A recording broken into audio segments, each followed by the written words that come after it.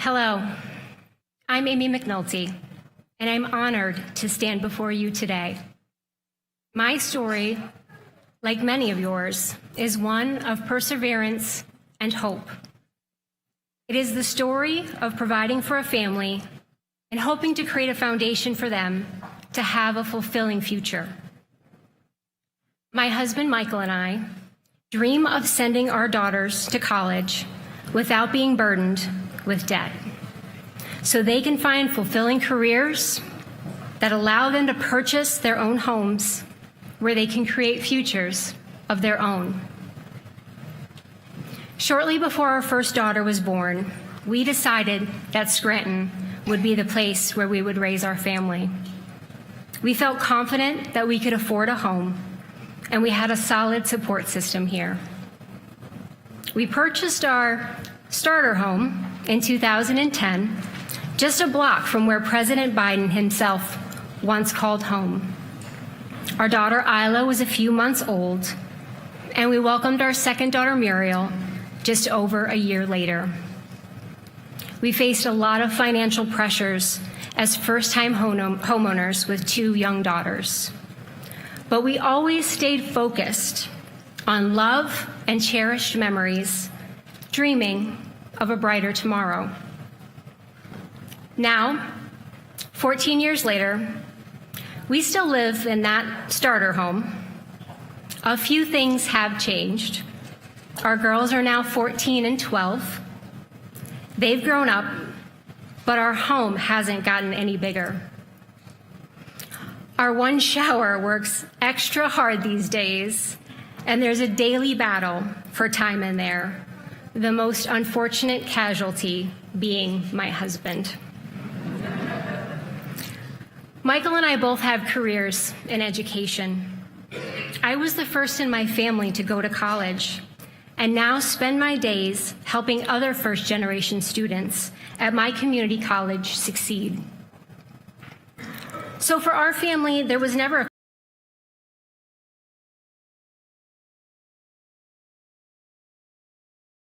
if we could afford it. As our girls get older, those financial pressures are still there. But thanks to President Biden's unwavering commitment to families like ours, for the first time in a long time, we are hopeful. When President Biden expanded the child tax credit, it put an extra $600 in our pocket every month. That meant a lot to us. Not only did it give us a little breathing room during the pandemic, it also let us glimpse a future where we could really start saving for our daughter's college education. Now we're thankful that President Biden is fighting to make that child tax credit permanent, so families like ours can keep saving and keep looking to the future. We're thankful that President Biden is fighting to make it easier for us to upgrade to a larger home that meets our needs. $10,000 easier, in fact, a game changer for families reaching for their first home or trading up from that first home as their family grows. And while other politicians push tax breaks for the super wealthy, who already have more than enough, we're thankful that President Biden is fighting to cut taxes for middle-income families like ours, so we can have enough to make the dreams for our daughters a reality.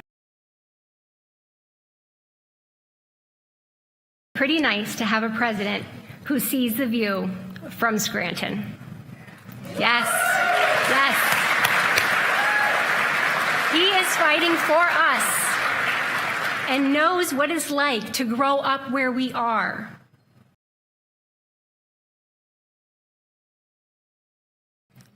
Just can't understand what it's like. It's surreal to stand here today sharing our journey with you all. But it's with immense pride that I introduce a leader who understands the struggles of families like mine, who champions the aspirations of working class and middle-income America. It is my honor to introduce President Joe Biden.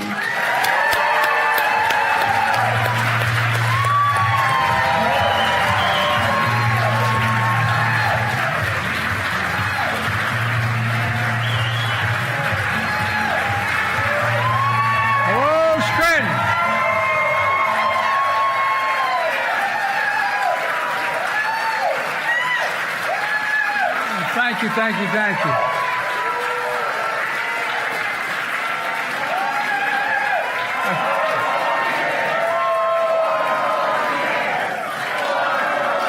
I think I should go home now.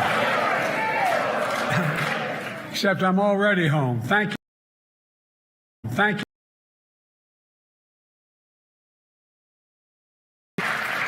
Take a seat if you have one. Amy, thank you for that introduction.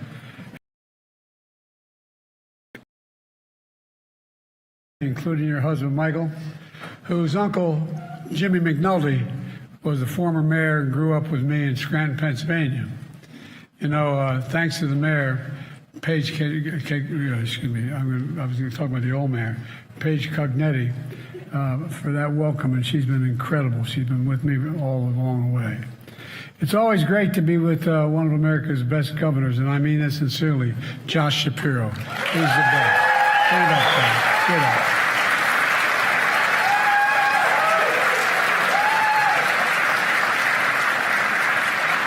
I think Josh and a lot of people are always tired of hearing me talk about Scranton, but you know, Scranton's a place that climbs into your heart, and it never leaves. I mean that sincerely. It's home. That's a special thing that's in your heart. For me, it was 2446 North Washington Avenue, just a block away from Amy's house.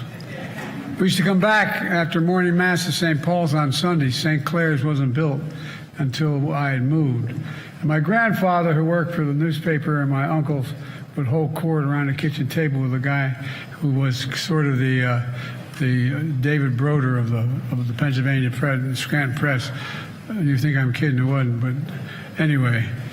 And he would, they'd come and have breakfast at the table, and a kid could wander around the table where the adults were sitting, but you could never sit at the table. And I'd walk up and stand next to my grandpa, and while they were having conversation, and they're talking about what was going on in the neighborhood. They talk about what was going on in the world. They're all learned men, and I learned a lot here in Scranton. I learned that money doesn't determine your worth. My grandfather would tell me, Joey, nobody's more worthy than you, and everyone's your equal. And that was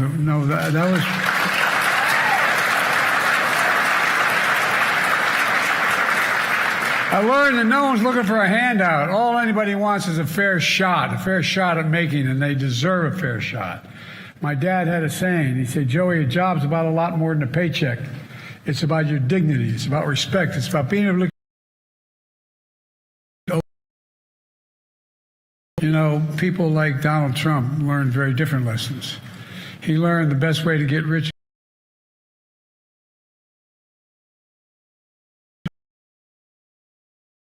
People who work for a living did, not him. He learned that telling people you're fired was something to laugh about. I guess that's how you look at the world when you're in Park Avenue, Mar-a-Lago. But if you grew up in a place like Scranton, nobody handed you anything. You paid your taxes. You made sure being told you're fired wasn't entertainment. It was a nightmare that people worried about. And all I knew about the people like Trump who looked down on us were the people that haven't changed. They wouldn't welcome us in their homes and their clubs. Folks, where we come from matters. When I look at the economy, I don't see it through the eyes of Mar-a-Lago. I see it through the eyes of Scranton, and that's not hyperbole. That's a fact. Where honesty and decency matter. Where faith matters. Where family is everything. Where we grew up knowing in our homes that Wall Street didn't build this country. The middle class built this country. And unions built the middle class.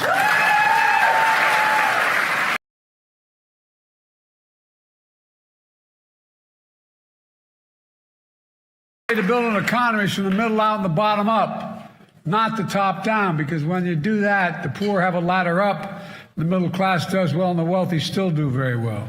We all do well. There's a stark contrast from my opponent. He looks at the economy from Mar-a-Lago, where he and his rich friends embraced the failed trickle-down policies that have failed working families for more than 40 years. Scranton values are Mar-a-Lago values. These are the competing visions for our economy, and they raise questions of fundamental fairness to the heart of this campaign that I want to talk to you about a little bit today. Folks, does anybody really think the present tax code is fair? Raise your hand if you think it's fair. I'm not joking. Well, neither do I. I'm a capitalist. If you're able to go out and make $1 million, fine. That's okay. But just make sure you pay your fair share in taxes.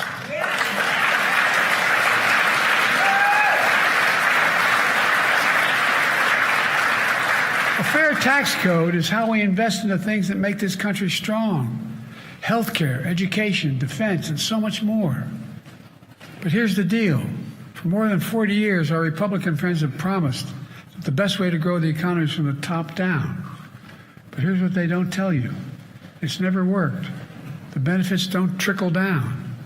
And the very wealthy pay less in taxes, and we have to borrow more and invest less in the things that families so much more.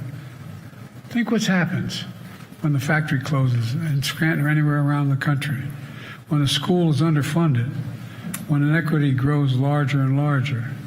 It puts the middle class further and out of reach and rips the dignity and pride and hope out of communities all across the country, including right here in Pennsylvania. Folks, trickle-down economics failed the middle class. It failed America. And the truth is, Donald Trump embodies that failure. He wants to double down on trickle-down. His failure starts with his $2 trillion tax cut that overwhelmingly benefited the wealthiest and biggest corporations and exploded the federal debt when he was president. Donald Trump added more to the national debt than any president of the United States in a term in all of American history, more to the national debt. Meanwhile, when the pandemic hit, Trump failed the most basic duty any president owes the American people, a duty to care and a duty to respond. Remember when he told us, don't worry, this will all be over by Easter. Remember when he told us, literally, inject bleach. Bless me, Father. Look, think about it. Think about it. Because he failed to care, not only did people die, but millions of Americans lost their jobs, their homes, their livelihoods. On Trump's watch, in the 4 years he was president, we lost nearly 3 million jobs were lost. 275,000 of those jobs lost right here in Pennsylvania. In the Scranton area, Trump lost 17,400 jobs. 180,000 manufacturing jobs lost nationwide, including 37,000 manufacturing jobs right here in Pennsylvania. There are only 2 presidents on record in all of American history that left office with fewer jobs than when they entered office. Herbert Hoover, and yes, Donald Herbert Hoover Trump. Look,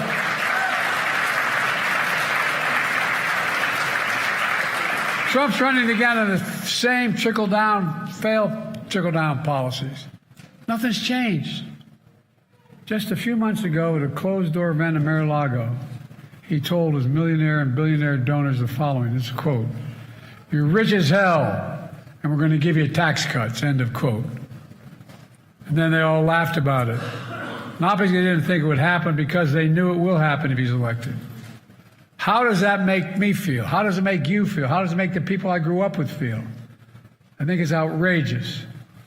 Trump wants to renew another round of billionaire tax breaks and corporate giveaways. And look, I come from the corporate state of the world, Delaware. I represented for 36 years. They're entitled to make a fair profit. It makes sense. There's more corporations incorporated in Delaware than every other state in the nation combined.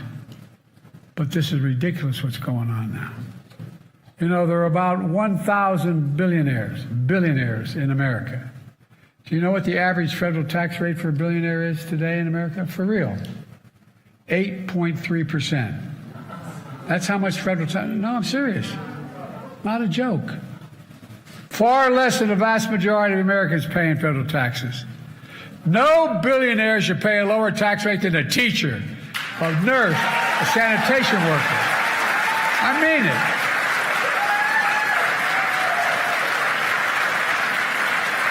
And that tax break that he passed several years ago is about to expire. But Trump wants to give another billionaire tax break. Listen to what he says. Trump says his MAGA friends want to, quote, terminate. I love his terminology. Terminate the Affordable Care Act. That would mean over 100 million Americans with pre-existing conditions who now have health care because of the Affordable Care Act would lose their coverage. 100 million. It means millions of young people who kicked off their parents' health care policies once they turn 26. The Affordable Care Act is paid for by a surtax on the very wealthy investment income. Trump wants to get rid of that, and as a consequence, would cost millions of Americans who lose coverage an average of additional $6,000 a year to maintain their health care. It would mean billionaires would get, as a consequence of not having to pay the tax anymore, another $3.5 million tax cut per billionaire. You heard me right. Billionaires would each get an additional tax cut every year of $3.5 million. That's 70 times what a typical family here in Scranton makes in 1 year. I have a better idea. As soon as I came to office, I expanded tax credits through the Affordable Care Act and saved millions of Americans another $800 per person per year on their health care premiums.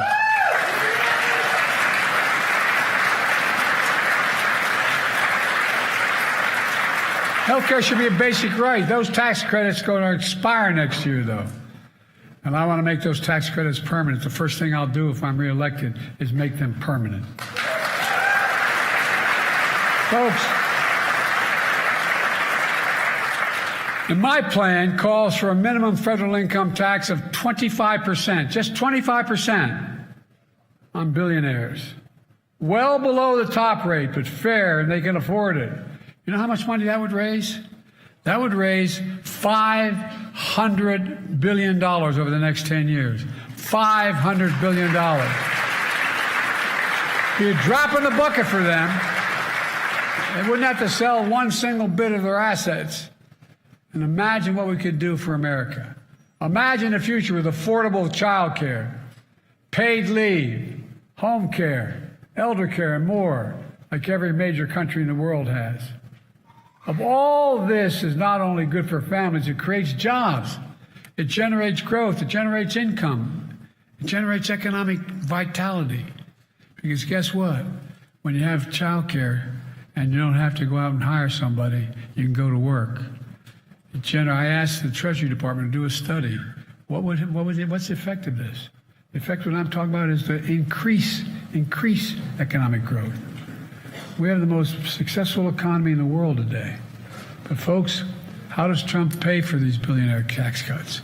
Well, Trump recently said Social Security and Medicare, quote, here's his quote, there's a lot you can do in terms of cutting, end of quote. Well, right on cue, the MAGA Republicans in Congress released their budget, which hasn't gotten nearly enough attention. The budget they proposed for next year would raise the retirement age in Social Security and it would slash Medicare. Think about that for a second. MAGA Republicans want billionaires to pay less in taxes, want seniors to work longer before they can retire on Social Security benefits, and they want to cut Medicare. I got a better idea. Let's protect Social Security and Medicare and make the very wealthy begin to pay their fair share in high taxes.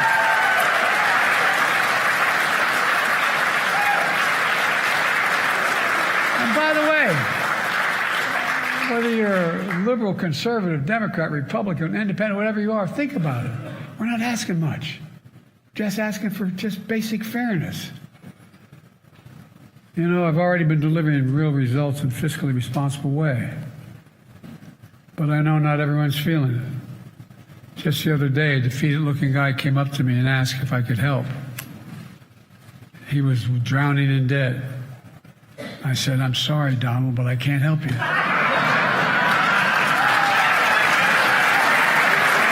Nothing I can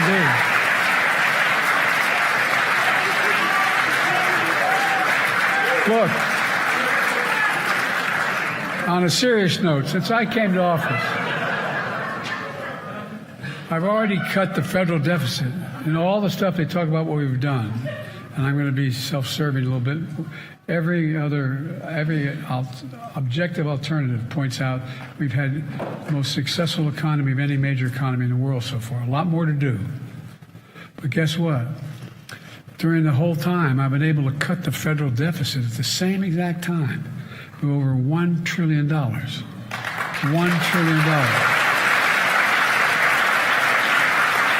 And I signed a bipartisan budget deal that will cut another $1 trillion over the next decade as well. And I know what to cut.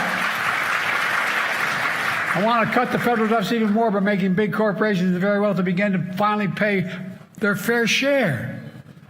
We're not asking anything that's unusual. Under my plan, nobody earning less than $400,000 will pay an additional penny. I hope you're all able to make $400,000. I never did.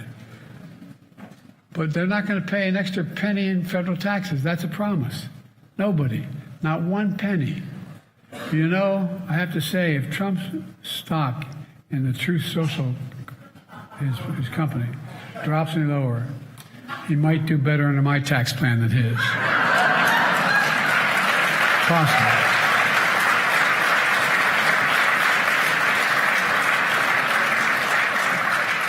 Folks, look.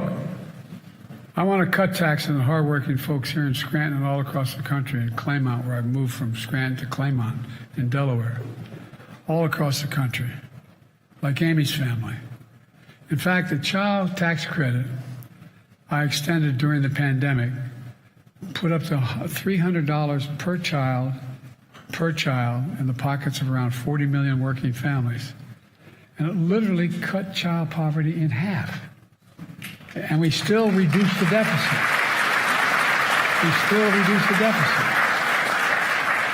That included helping 1.4 million families, nearly 2.4 million children right here in Pennsylvania.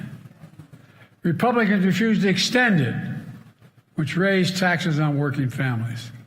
I want to restore the expanded child care tax credit, because no child should live in poverty in this country. No child.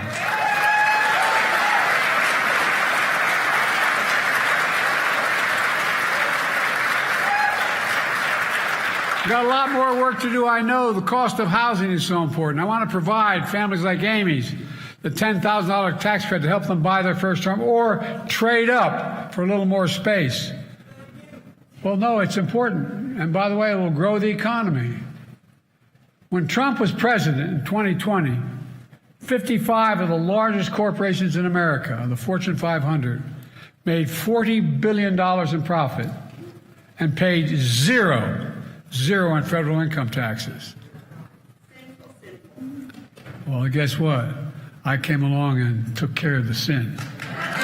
Not anymore.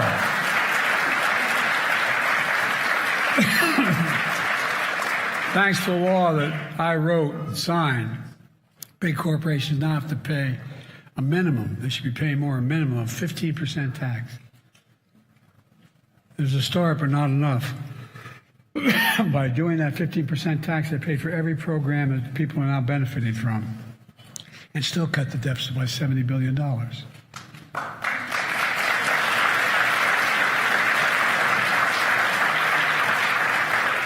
And by the way, that 15% is still less than working people pay in federal taxes.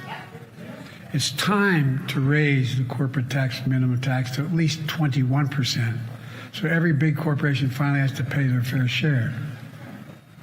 But you know, Trump and his MAGA friends want to get rid of the corporate minimum tax.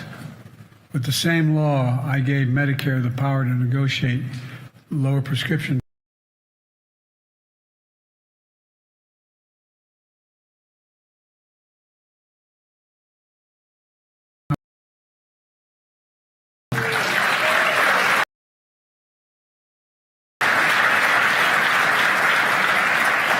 I've been working on taking on Big Pharma my whole career. But guess what? If I put you on Air Force One, we flew out of here and you took a prescription you had from a drug company in America, I will take you any city you name, whether it's Berlin, whether it's in Canada, whether it's in Hungary, wherever it is, the exact prescription. No, not a joke. And by the way,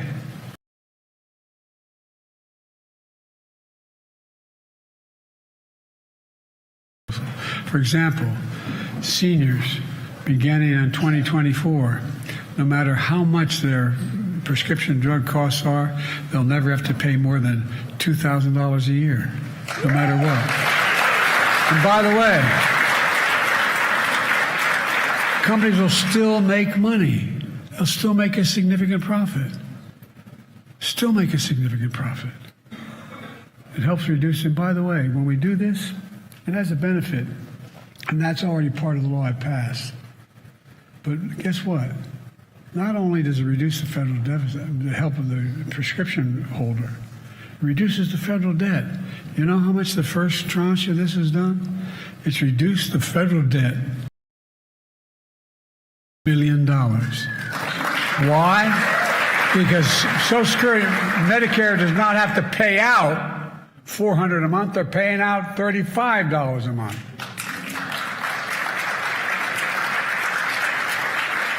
But Trump's committed, if he's reelected, gets elected again, he wants to get rid of the law and give Big Pharma the power to charge again whatever you want, which will also increase the.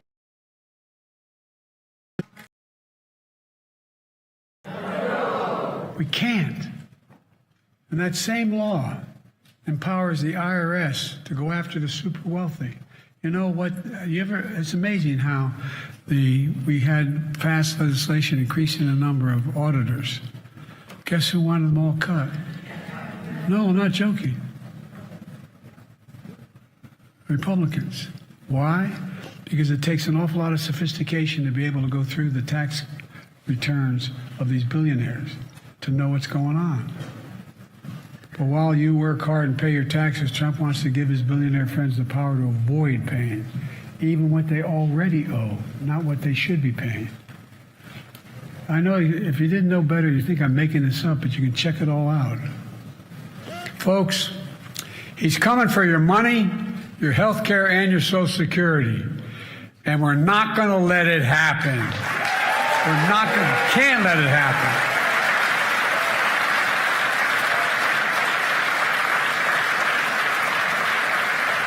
Look, let me close with this. As you've observed, I can't hide it. Scranton fills me with enormous pride. My mom didn't live in Scranton permanently since 1954. I swear to God, whenever she was asked, no matter where we were, Mrs. Biden, where you live, where you from, she'd say, Scranton. Do you know anybody who's from Scranton that still doesn't brag about being from Scranton?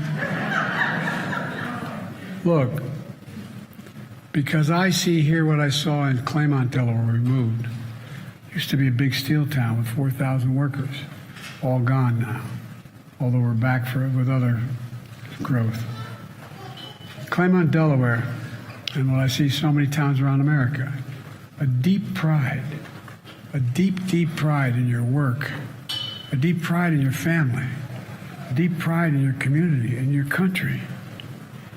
I've always thought the World War II monument downtown by City Hall says so much about Scranton.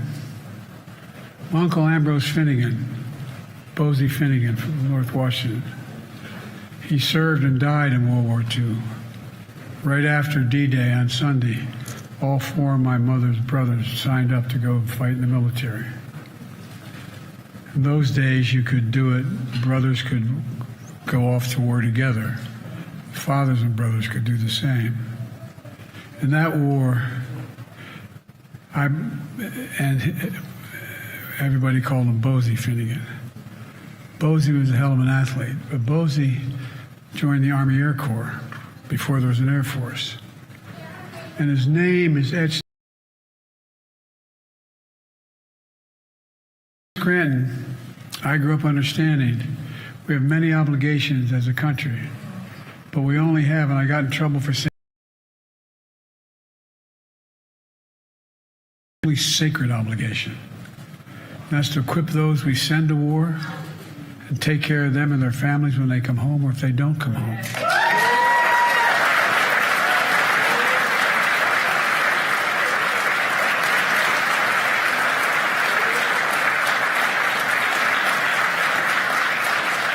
I don't want to lose my temper in this, but I think about the statue in town now that I'm Commander-in-Chief. And I had them double-check my memory was correct that Uncle Bosie Ambrose J. Finnegan's name is etched on that statue.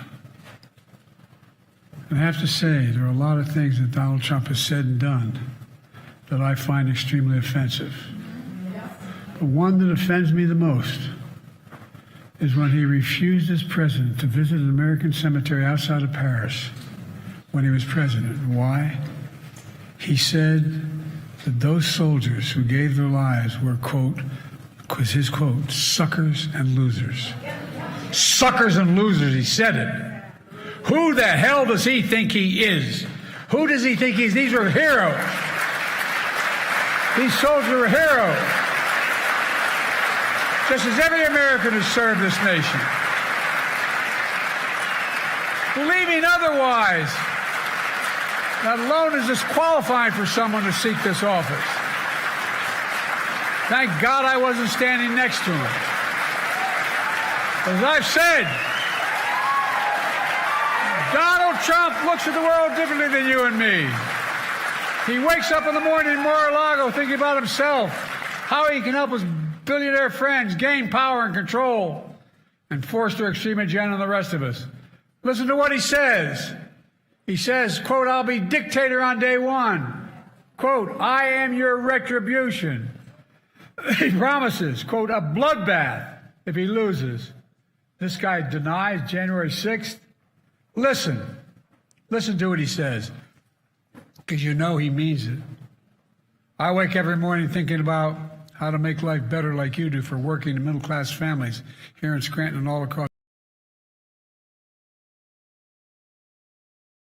And we, the people. Maybe that's why millions of everyday folks are empowering our campaign.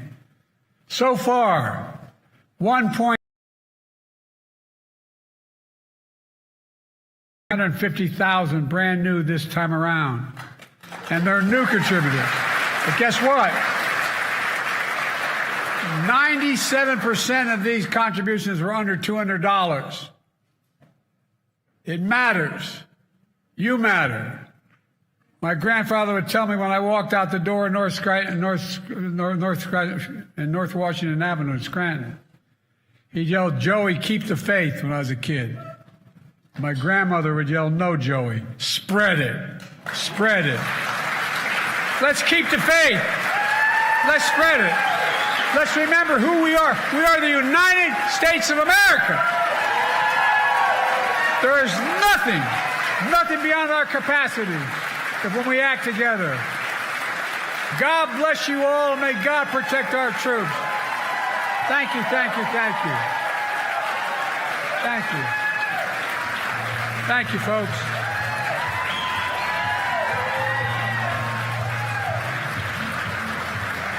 Thank you.